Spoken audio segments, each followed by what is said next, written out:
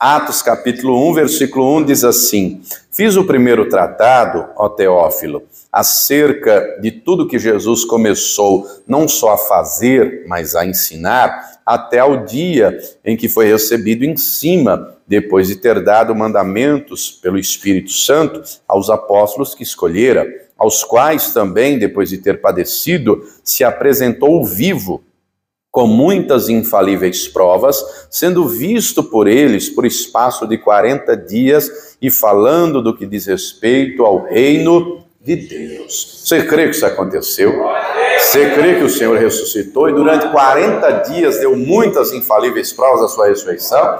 Crê também que Ele está aqui? Crê também que Ele vai falar conosco? Então, por gentileza, desocupe suas mãos e vamos dar ao Senhor e a sua palavra a melhor salva de palmas que você já deu. Feche os seus olhos, vá aplaudindo, vá glorificando. Senhor, nosso Deus e Pai, Deus bendito, santo, amado e todo-poderoso. Meu Deus, a tua igreja te aplaude, te glorifica. Abre os céus agora e receba o louvor da tua igreja.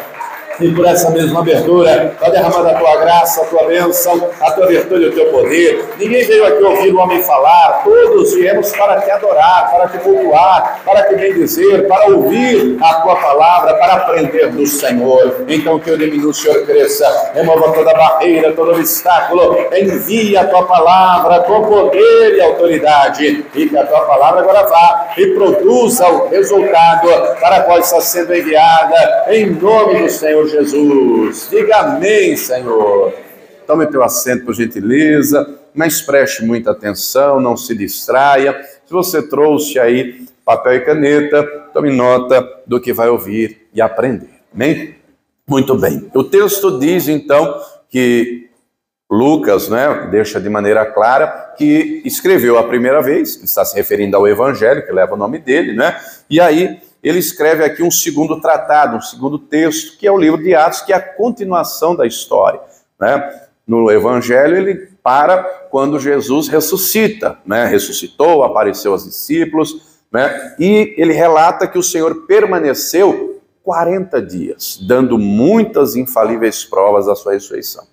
Interessante, os 40 dias. Ao longo da Escritura, nós vemos várias vezes, encontramos várias lições a respeito desses 40 dias e é evidenciado como um verdadeiro marco. E aí eu vou lhe dar alguns exemplos e depois a gente prossegue aqui, Depois prosseguimos aqui naquilo que o Senhor fez e ensinou. Mas vejamos alguns exemplos de 40 dias como um marco, como um verdadeiro divisor de águas. Vai comigo lá no livro de Gênesis, capítulo 7. A primeira menção está aqui, que é justamente o dilúvio. O Senhor vai fazer chover durante 40 dias e 40 noites. Gênesis 7, versículo 12, está escrito assim: e houve chuva sobre a terra 40 dias e 40 noites. Você consegue imaginar uma chuva torrencial, fortíssima? Eu não sei se você viu aí os noticiários, essa semana, várias cidades do Rio Grande do Sul, do norte do Rio Grande do Sul, são alagadas, uma tragédia, Já morreram mais de 20 pessoas lá, várias cidades inteiras debaixo da água.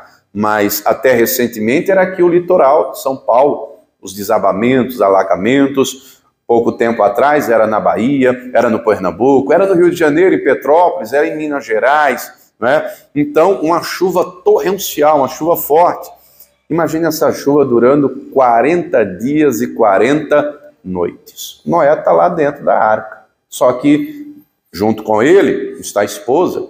Junto com a esposa e o Noé, estão 3 filhos, são 3 noras, estão 8 pessoas.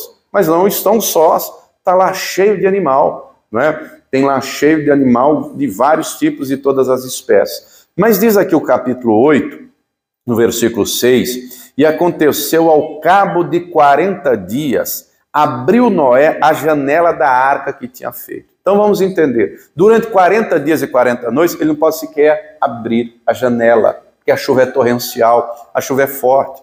Imagine você, tivemos recentemente a pandemia, com a proibição de sair, a campanha de todos os lados para o Fique em Casa, mas mesmo assim, alguns tiveram, mesmo com a campanha do Fique em Casa, por conta da pandemia, ia no supermercado, sim ou não? Os os mercados estavam lotados. Né? Você viu o mercado lotado ou foi só eu? O mercado estava lotado, farmácia entupida. Mesmo com o fica em casa, ainda podia ir aqui e acolá. Noé não saía para nada. Não dava para ir no supermercado. Não tinha como sair para ir numa farmácia. Não tinha uma televisão em casa, não tinha internet, não tinha nada disso. Então imagine esses 40 dias. Ao cabo dos 40 dias, ele abre a janela. Então, esses 40 dias aqui vão ser um verdadeiro divisor de águas, é um despontar do novo tempo. Depois desses 40 dias é que ele vai soltar o corvo, depois ele vai soltar a pomba, enfim. É um marco de um novo tempo. Diga para a pessoa que está ao teu lado, Deus tem tempo novo para você, viu? Você pode estar um tempo fechado, enclausurado, achando que não tem saída, não tem jeito, achando que a chuva está dominando, o escuro está dominando. Querido, o sol da justiça vai brilhar na tua vida, em nome de Jesus, acredite. O sol da justiça vai brilhar, Deus tem tempo novo. Então esses 40 dias é um marco, né? Ele fica lá fechado, enclausurado, mas ao cabo de 40 dias, abriu a janela. Ô querido, Deus tem sempre uma janela de esperança para nós. Ainda que você pense que de todos os lados está cercado, ainda que humanamente não tenha jeito, o salmista diz, eleva meus olhos para os montes, de onde me virá o socorro? O meu socorro vem do Senhor que fez o céu e a terra.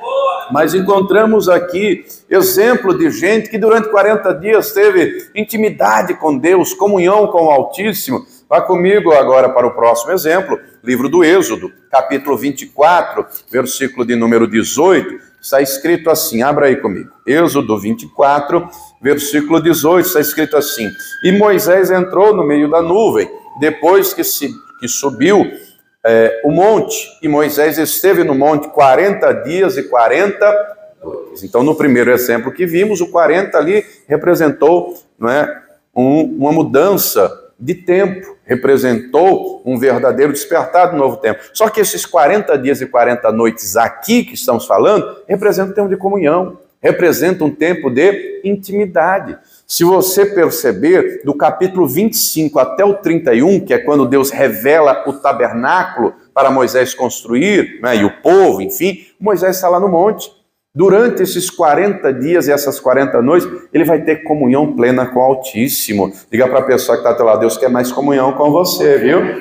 O Moisés subiu no monte porque o Senhor chamou ele para subir no monte. E diga para a pessoa que está ao teu lado, o Senhor te chama também, viu? Ô, pastor, mas tem que ir no monte físico? Se puder, vá, mas se não, fecha o teu quarto, dobra o joelho e gasta tempo com o Todo-Poderoso. Quando Moisés desceu de lá, o rosto dele resplandecia. Quando Moisés desceu de lá, ele estava com tábua do mandamento, ele estava com a palavra. Tem um ditado que diz, me diga com quem tu andas, que eu te direi. Quem anda com Deus parece com Deus. O mundo a cada dia parece mais com o diabo. O mundo jaz no maligno. A cada dia as pessoas estão piores. A cada dia a criminalidade aumenta. Os roubos aumentam, os homicídios aumentam, é gente que mata o outro por qualquer coisa. Vivemos em dias em que o pecado, o homossexualismo, as famílias destruídas aumentam. A cada dia as pessoas estão parecendo mais com o diabo. Algumas até fisicamente. A aparência está verdadeiramente de demônio, infelizmente. Muitos aí, a aparência é dantesca. Você olha, o negócio é feio de ver, literalmente, horrível. Né? Mas muitos se assemelham a Satanás nas atitudes, no comportamento. O diabo é mentiroso e pai da mentira. O diabo veio para matar, roubar e destruir. Nele não há verdade, nele há engano. E muita gente, infelizmente, está verdadeiramente servindo ao diabo, fazendo as obras das trevas. Querido, querida, Deus nos quer na presença dele. Naquilo que depender do Senhor, a sala do trono está com a porta aberta. O Monte Santo está liberado para eu e você acessarmos e termos comunhão com o Todo-Poderoso. Quem está entendendo até aqui, diga glória a Deus. Vamos ver um outro exemplo. Números 13. Versículo 25, livro de Números, passe ao livro de Levítico, o próximo é o livro de Números, capítulo 13. Vamos ver um outro exemplo. Então, no caso aqui de Moisés, os 40 dias foram de intimidade, de comunhão com o Todo-Poderoso. Mas nós vamos ver aqui um outro exemplo, que esses 40 dias, que era para ser algo maravilhoso e glorioso, vai se tornar algo terrível. Números 13, versículo 25, está escrito assim: depois voltaram de espiar a terra ao fim de 40 dias. Então vamos entender aqui o contexto rapidamente. Deus usa Moisés para tirar a turma do Egito, 600 mil homens, fora mulheres e crianças. Eles chegam ao deserto, eles veem o que Deus fez no Egito. Mandou as pragas sobre os egípcios, sobre eles não. Deus abre o mar, eles atravessam em seco. Coluna de nuvem de dia, coluna de fogo de noite, maná caindo do céu, água brotando de rocha. E aí Deus vai dizer, Moisés, fala para o povo, para escolha aí um homem de cada tribo, das 12, envie os 12 lá na terra prometida e fale para eles passarem por toda a terra, percorrerem e trazerem o fruto. E eles vão, e eles percorrem a terra, de norte a sul, de leste a oeste, e eles demoram e depois voltam, demoram 40 dias. E eles voltam, eles trazem o fruto. Eles trazem, em seguida aqui o texto fala, e eles vão falar, fomos à terra, verdadeiramente a terra que mana leite e mel, está aqui o fruto. Você consegue imaginar um cacho de uva desse tamanho, carregado por 2 homens? As uvas do mesmo tamanho, só que o cacho imenso. Né? Hoje, geralmente, a gente pega cacho de uva, vem, a maioria na embalagem, uma caixinha assim, né? Transparente, atravessado com a vara, 2 homens carregando. Então, Deus ali já está dando uma degustação, Deus ali já está dando uma amostra daquilo que Ele prometeu. Diga para a pessoa que está ao teu lado, Deus tem terra prometida para você, viu? Deus tem terra prometida, diga, Deus tem bênção para você, Deus tem vitória para você, Deus tem livramento para você, Deus tem saúde para você. Qual é a sua terra prometida? É saúde? Deus tem para te dar. Qual é a sua terra prometida? É o casamento restaurado? Deus tem para te dar. Qual é a sua terra prometida? É se ver livre das dívidas? Ele tem provisão para lhe dar. Lembrando que a Jerusalém Celestial, Ele promete para todos, mas tem promessas também que são específicas. Agora, Deus queria que eles usufruíssem. Só que dos 12, 10 vão dizer, olha, a terra é boa verdadeiramente, mas lá também tem gigantes. E nós, aos nossos olhos e aos olhos deles, somos, gafanhotos, insetos insignificantes. E esses 10 vão contaminar todo aquele povo, a ponto deles dizerem, vamos arrumar um capitão, vamos voltar para o Egito, não vamos não para essa terra, coisa nenhuma, nós vamos morrer, nossos filhos serão escravos. Note que Deus queria que eles fossem, Deus prometeu, e aquilo que Deus promete, Deus cumpre. Só que eu digo sempre, Deus só faz o impossível, o possível somos nós. Deus prometeu a terra, não é? No entanto, eles teriam que lutar. O Josué e o Caleb entenderam isso. Por isso que eles vão dizer, pera, não é assim não. Nós vamos vencer, nós vamos conquistar. Se Deus se agradar de nós, nós vamos vencer. Saiu deles o amparo, porque o Senhor é conosco. Não sejam rebeldes, não sejam desobedientes, vamos vencer. Querido, querida, diga para a pessoa que está ao teu lado, maior é o Senhor do que os gigantes que estão diante de você, maior é o Senhor do que a doença, do que a dívida, maior é o Senhor do que o divórcio, maior é o Senhor do que Satanás, maior é o Senhor do que todo problema. Mas se você não crê, ninguém vai crer no seu lugar. Um trajeto que era para durar dias, Deus fica irado por conta da incredulidade deles. E Deus vai dizer, os 40 dias vão se tornar agora 40 anos. Quanto tempo você quer estar no deserto? A decisão é sua, não é? Quanto tempo você quer permanecer nesse deserto? Querido, deserto não é lugar de permanecer, é lugar de atravessar, não é? É lugar de atravessar. Deus tem a terra prometida bem ali. E isso pode demorar poucos dias ou pode estender, esticar. Só que Deus, ele não deve nada a ninguém. Se você ler a continuação aqui, o capítulo 14, Deus vai dizer, Moisés, fala para eles, vai virar 40 anos, tá? Fala para eles que eles vão morrer no deserto. Fala para eles que os filhos deles, que eles disseram que iriam ser escravos lá, os filhos deles vão entrar lá. Agora você fala também para o meu servo Josué, fala também para o meu servo Caleb, porque neles houve um outro espírito, perseverar e me seguir, eles vão estar lá. Eles vão vencer, eles vão conquistar, eles vão possuir. Onde o Caleb pisou os pés, você vai entregar para ele.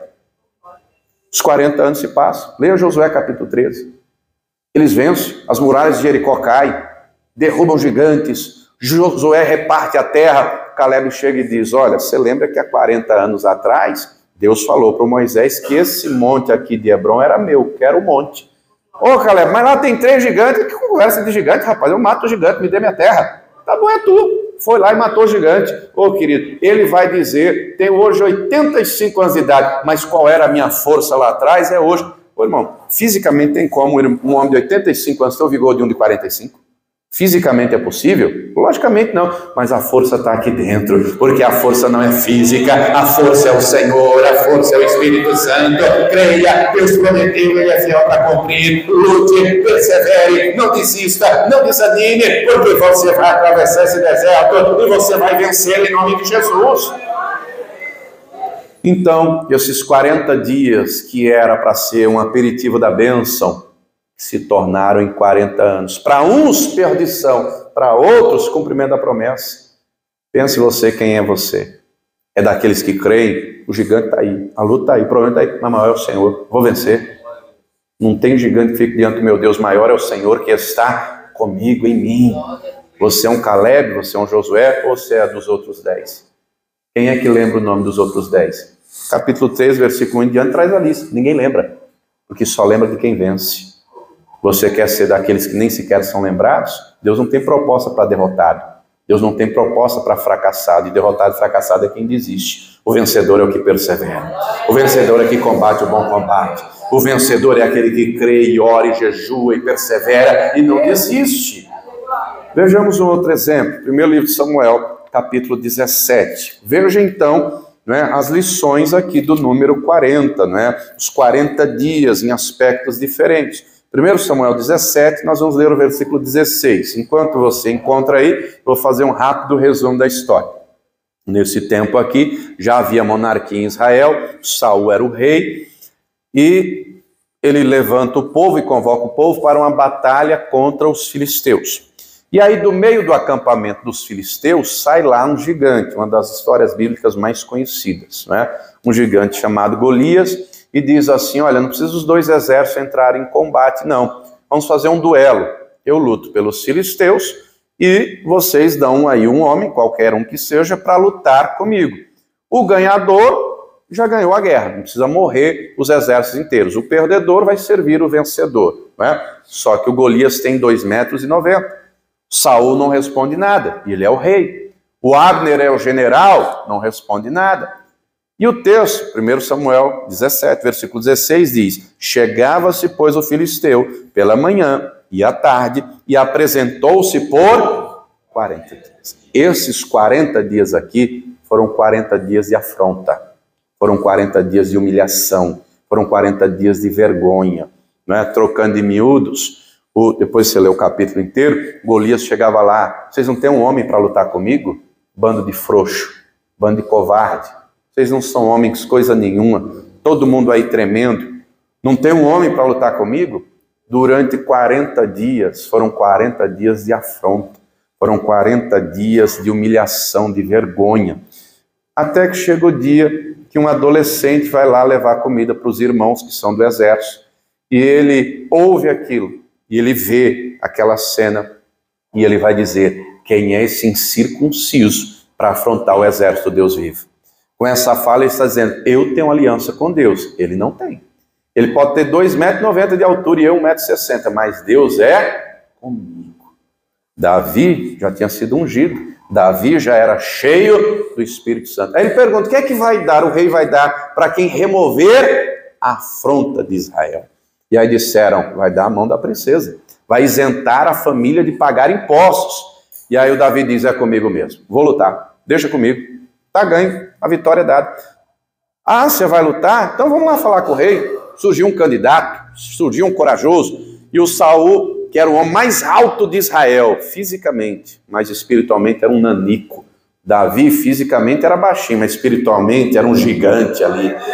E aí Saul diz, você quer lutar, rapaz? Quero. Então leva minha armadura, leva minha espada, leva meu elmo. Um homem alto, grande, que era o Saul, do ombro para cima era o mais alto, Davi, um adolescente franzino, obviamente não coube, Aí ele falou, não, pode deixar, não precisa disso não. Mas como é que você vai lutar sem? Não, eu já matei urso, eu já matei leão, o gigante vai ser mais um. Eu vou levar um cajado, eu vou levar uma funda, eu vou pegar uma pedra, deixa comigo, Deus é comigo. O Senhor vai dar livramento, sossega o coração aí. Querido, um homem e uma mulher cheio do Espírito Santo não foge diante das lutas, não foge diante dos gigantes da vida. E aí Davi vai ao campo de batalha. Só que tem um detalhe para você compreender: o Davi fez o possível e Deus fez o impossível. Quando chega no campo de batalha, o Golias pragueja, o Golias amaldiçoa. Se o Davi não estivesse com a armadura de Deus, não fisicamente, mas espiritualmente, claro, anota aí do lado Efésios 6, depois você lê lá do versículo 10 em diante, que fala da armadura de Deus, né? E aí o Golias amaldiçoou. Você acha que o Davi teve medo? Coisa nenhuma. Davi disse: quem vai te matar sou eu, quem vai arrancar tua cabeça sou eu. E não é só a tua não, de todo o teu povo. Vou dar as carnes do teu povo para as aves do céu, para que todos saibam que tem Deus em Israel. E aí o Golias foi para cima, o Davi foi para cima. Correu primeiro. Não usam a expressão correr atrás. Diga para a pessoa que está lá, tem que correr na frente, viu? Correr atrás não, corre na frente. O Davi foi para cima, o gigante veio, ele foi para cima. Foi para cima. Aí ele atira a pedra. E o texto diz que ela cravou na testa do gigante. Você sabe que hoje, com o avanço dos estudos, né, a física prova que se você exerce força em algo, ela vai na direção que você exerceu. Então suponha que eu empurre o púlpito para frente. Para que lado o púlpito vai cair? Por que eu estou lhe dizendo isso? Porque a pedra cravou na testa. Se o gigante está vindo e o Davi está indo, foi de frente. Se fosse a força do Davi, com o impacto, o gigante teria caído para... Mas a Bíblia não diz que caiu para trás. Diz que caiu para frente, de cara no chão. É o Todo-Poderoso. O Davi jogou a pedra, mas quem deu o impacto de 1 tonelada foi o Senhor. Ô querido, só joga a pedra, e a pedra é a palavra. Se fortaleça no Senhor, vá para cima, ore, jejue, clame, não recue, porque Deus vai derrubar o gigante e Deus vai transformar toda a afronta em honra para glorificar o nome dele. Isaías 61 tem uma promessa: em lugar da afronta haverá dupla honra. Foi o que aconteceu aqui. Davi vai deixar de ser um simples, né, entregador de iFood da época e vai se tornar pajem de armas, né? Vai casar com a princesa, vai ser promovido. Olha que coisa bacana. Vai comigo, primeiro livro de Reis, capítulo 19. Vamos ver aqui um outro exemplo. Aqui foram 40 dias de afronta que se tornaram em honra na vida de Davi. Na vida de Davi. Primeiro Reis 19. Vamos ver um outro exemplo. Abra aí comigo, nós vamos ler o versículo 8. No tempo do profeta Elias, o rei de Israel era um homem chamado Acabe, um homem ganancioso, um homem inescrupuloso, e ele queria aumentar o reino, queria ter mais recursos, mais influência. Então ele se casa com a princesa do reino vizinho, chamada Jezabel, uma bruxa, uma feiticeira, macumbeira, mãe de santo, não é? E traz a Jezabel para Samaria, e ela traz consigo seus profetas, suas imagens de escultura, seu sistema de adoração. Todos os homens de Deus, os profetas do Senhor que diziam que aquilo estava errado, ela mandava matar. Deus levanta então Elias. O Elias vai ao rei e diz: durante 3 anos e meio não vai chover, senão segundo a minha palavra. E não chove. Mas Deus sustenta Elias. Diga para a pessoa que está ao lado: Deus vai te sustentar também, viu? Pode ter crise, pode ter o que for, Deus vai te sustentar. Se você for servo dele, viver na dependência dele, ele vai te prover. Muito bem, depois Deus traz Elias ao Carmelo, né? Faz o desafio aos profetas de Baal. Elias ora, cai fogo do céu, ele mata os profetas de Baal. Resumi aqui os capítulos 17 e 18, depois você lê tudo. Quando a rainha Jezabel recebe a notícia de que os 850 profetas delas estavam mortos, ela manda um mensageiro entregar um bilhete a Elias. Elias, em 24 horas você vai estar morto. O Elias sai correndo desesperadamente, porque a ameaça bateu com força no coração dele. Ele percorre 160 quilômetros em um dia. Ô pastor, como é que você sabe? Ele estava em Samaria, foi para Berseba. Ele saiu do norte, ele foi para o sul, extremo sul do país, 160 quilômetros. Chegando lá no deserto, ele vai para debaixo de um zimbro. Note que foi ele que foi para o deserto. Tá? Preguei outro dia, né, sobre o Senhor Jesus, inclusive vamos ler o próximo texto. O Senhor foi conduzido pelo Espírito Santo ao deserto. O Elias se enfiou no deserto. E às vezes tem gente que se mete por conta própria num deserto. Às vezes se enfia num deserto na saúde, através de uma doença, né? Às vezes o deserto é emocional, por conta de uma depressão. Às vezes o deserto é financeiro, está todo endividado, só deve a 2, Deus e o mundo. né? Às vezes o deserto é familiar, ou os vícios tomaram conta, o Elias se enfiou no deserto. Ele cansou, deitou lá debaixo de um zimbro, de uma árvorezinha.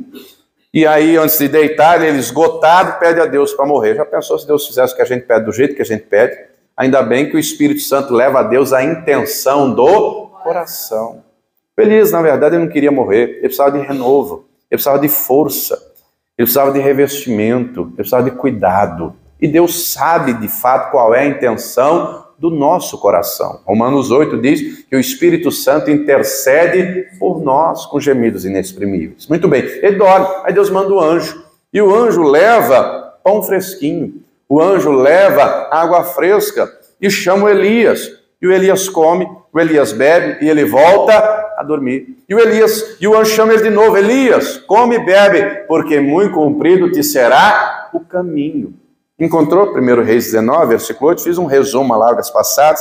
Levantou-se, pois, e comeu e bebeu, e com a força daquela comida caminhou 40 dias e 40 noites até o monte de Deus. Oh, querido, Deus quer te alimentar com a palavra dele, Deus quer te alimentar com a água do Espírito. Talvez você se enfiou num deserto, mas ele não desiste de você, ele cuida de você, ele tem provisão para você, ele tem alimento para você, ele tem abraço para você, ele tem cuidado para você, e ele quer você no monte dele, ele quer você na presença dele, e naquilo que depender, você vai se alimentar dessa palavra, e hoje será saciado pela água do Espírito Santo, e ele quer você forte para estar na presença dele já nesses dias, e principalmente para chegar lá na glória, no Monte Santo do Senhor, e louvar e dizer: valeu a pena, até aqui o Senhor me ajudou, e muito mais ele fará. Esses 40 dias então foram no poder do Senhor, foram na força do Senhor. Você pode ter chegado aqui hoje fraco, mas você vai sair forte.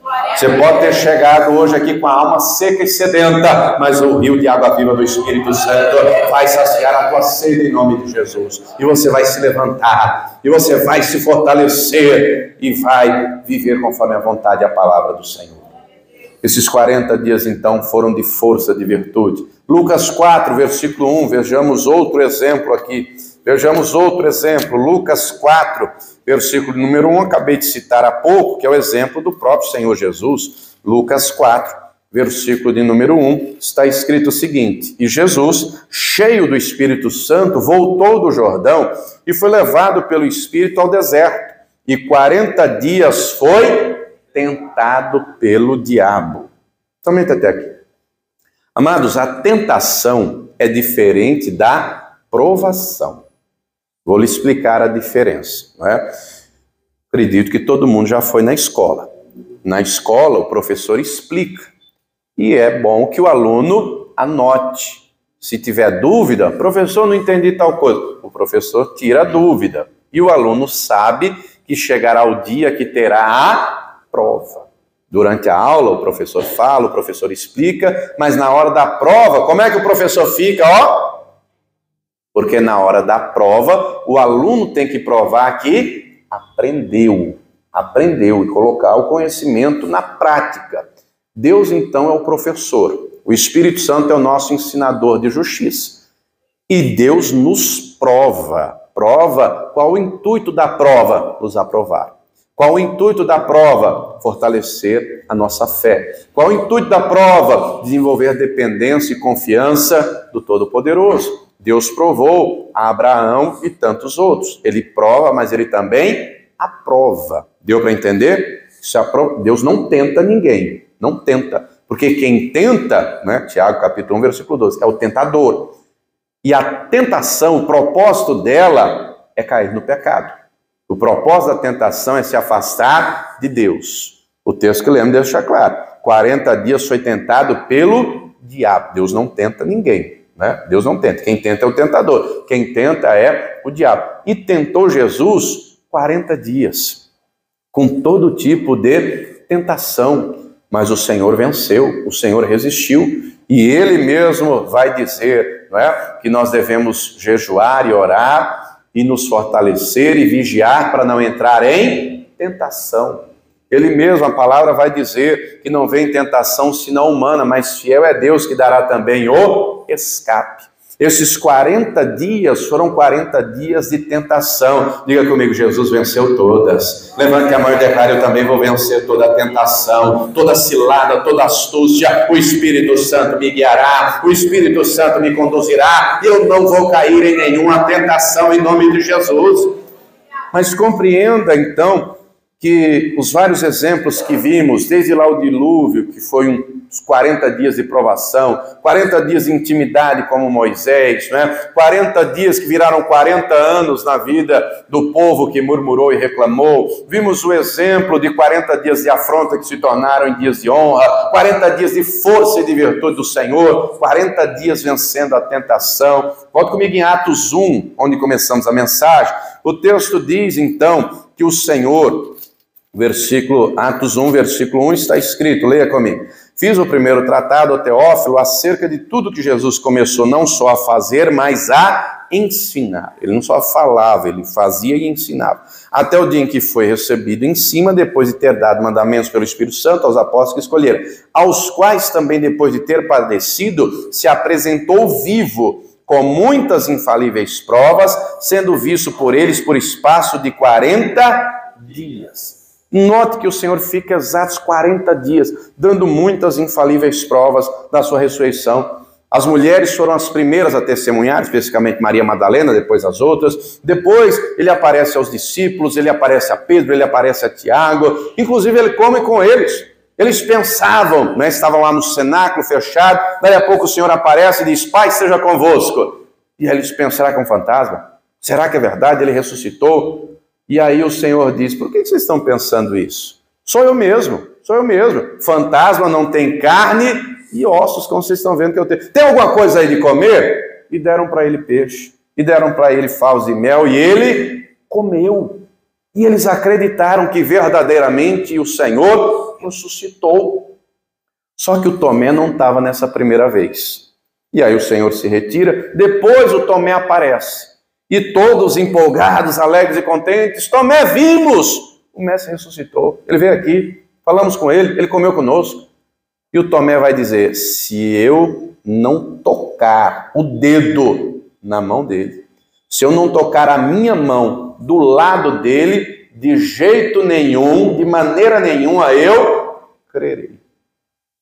Tomé disse isso.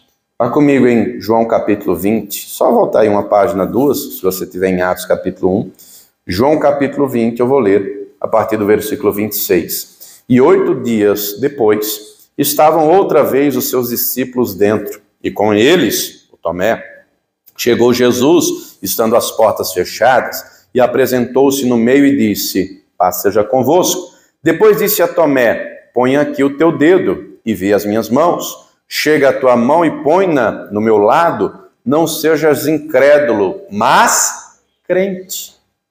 Tomé respondeu e disse-lhe: Senhor meu e Deus meu. Disse-lhe Jesus: porque me viste, Tomé, creste? Bem-aventurado os que não viram e... Eu não vi, mas eu creio. E eu pergunto: você também crê? Então diga para a pessoa que está ao teu lado: você é bem-aventurado, porque ele morreu, mas ele ressuscitou, e é ele que transforma na tua vida todo deserto em bênção, é ele que tira a afronta e transforma em honra, é ele que te aprova na hora da aprovação, é ele que te sustenta na hora da tentação, é ele que te abençoa. Creia, porque você crê. Se você crê, você verá a glória dele na sua vida. Olha a outra prova, versículo 30. Jesus, pois, operou em presença de seus discípulos muitos outros sinais que não estão escritos nesse livro. E aqui está falando de coisa que ele operou depois de ressuscitado.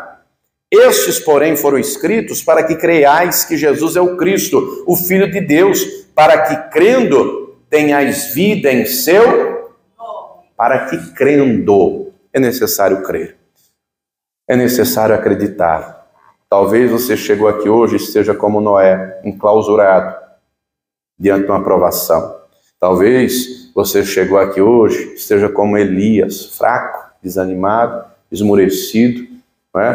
Talvez você chegou aqui hoje e esteja com a fé lá praticamente no 0%, como aqueles 10. Eu não sei qual a condição que você está. Talvez você seja, não, pastor, eu estou no nível do Moisés, estou na comunhão, graças a Deus, né? Eu estou como Davi, cheio do Espírito Santo. Tem uns gigantes aí, mas vai cair em nome de Jesus. Eu não sei qual a condição que você está. Eu sei que se você crer, você vai ver a glória de Deus. Porque o mesmo Senhor que operou no passado continua operando hoje. Ele morreu, é verdade, mas Ele ressuscitou. Ele vive e reina para todo sempre. Ele não está só lá no alto e sublime trono. Ele está aqui comigo e com você. Ele habita em nós. Ele quer operar na nossa vida. Ele quer realizar maravilhas para que eu e você continuemos dizendo: Ele ressuscitou, Ele vive em mim. Ele continua operando. Ele não operou só no passado, Ele continua operando. Foi Ele que me libertou, foi Ele que me curou, foi Ele que me restaurou, foi Ele que salvou meu casamento, foi Ele que proveu, foi Ele que realizou maravilhas na minha vida e Ele vai realizar para o nome dEle ser glorificado. Quem crê nisso, diga glória a Deus. Se coloque de pé, por gentileza. Bem-aventurados os que não viram e creram. Eu não sei qual é o deserto que você se encontra. Eu sei que ele tem data para acabar. Agora, para Deus, um dia é como 1000 anos e 1000 anos como um dia. O trajeto do povo, que era para durar 40 dias, se tornou em 40 anos. Querido, Deus tem poder para abreviar as coisas. Para Deus nada é impossível. Ele quer fazer, mas sem fé, Ele não age. Você recebeu o alimento da palavra. Nós vamos orar para que você receba da água do Espírito Santo. E, querido, acredite, o Senhor quer realizar maravilhas. Não só Ele realizou no passado, Ele continua realizando hoje.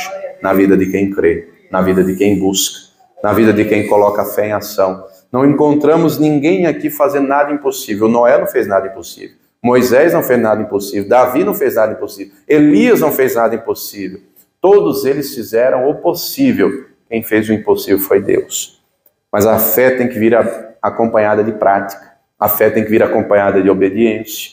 Como no caso do Noé, Deus avisa para ele: o fim de toda a carne é chegar, prepara a arca. Deus não desceu do céu para tirar lenha. Ele foi tirar lenha. Deus deu a medida, Deus deu a planta. 150 metros de comprimento, 30 de largura, 30 de altura, 3 pavimentos, né? Pavimentos, departamentos, né? Cabines maiores e menores. Deus deu a planta.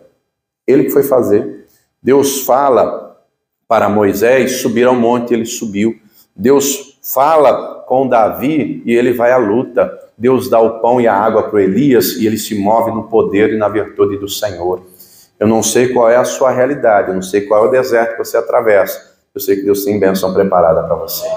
Deus tem vitória. Agora, se você não se dispor a fazer nem o possível, como é que Ele vai fazer o impossível? Se você não dispor o seu coração a orar, a se encher do Espírito Santo, para que o Senhor derrube os gigantes diante de você, para que o nome dele seja glorificado, talvez você caia no mesmo erro que aqueles 10 caíram.